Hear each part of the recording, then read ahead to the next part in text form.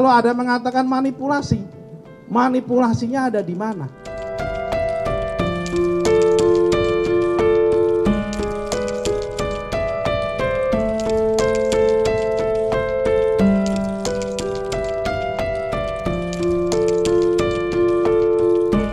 Keputusan MK tersebut menjadi bukti bahwa kekuatan moral, politik kebenaran, dan politik akal sehat tetap berdiri kokoh meski menghadapi rekayasa hukum konstitusi.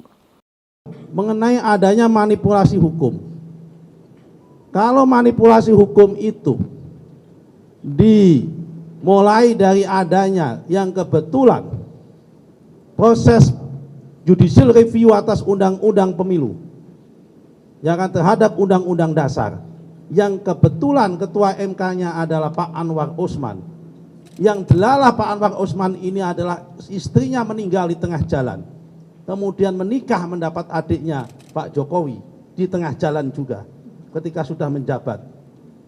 Kemudian ada isu ini.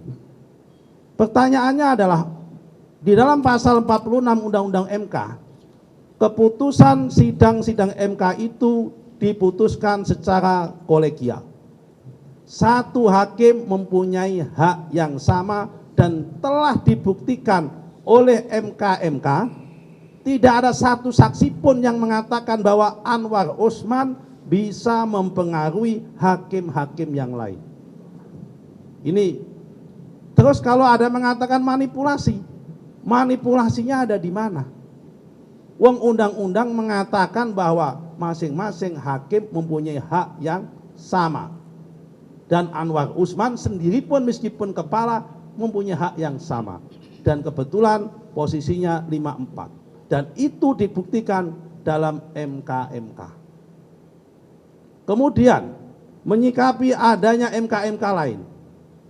Toh kemudian dari 6 orang yang diadukan dalam MK-MK semua dinyatakan salah dengan bobotnya masing-masing. Kalau Pak Anwar Usman mendapatkan bobot paling besar, ya wajar, wong beliau adalah kepalanya atau ketuanya. Yang namanya ketua pasti kalau ada prestasi, prestasinya paling banyak. Kalau ada kesalahan, pasti kesalahannya paling banyak, namanya juga ketua. Kan nggak mungkin kalau ada ketua, kesalahannya sedikit. Kalau ada yang masalah, kalau ada kebaikan, kebaikannya sedikit. Ini namanya ketua. Nah, kemudian masalah dikatakan cacat moral dan tidak mempunyai keabsahan.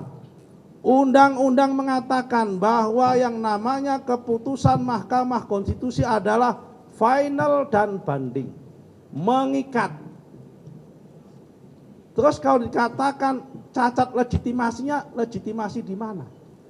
Ini adalah persepsi, ini adalah insinuasi, ini adalah angan-angan dalam rangka proses pembusukan, dan itu adalah cara-cara tidak sehat dalam proses demokrasi.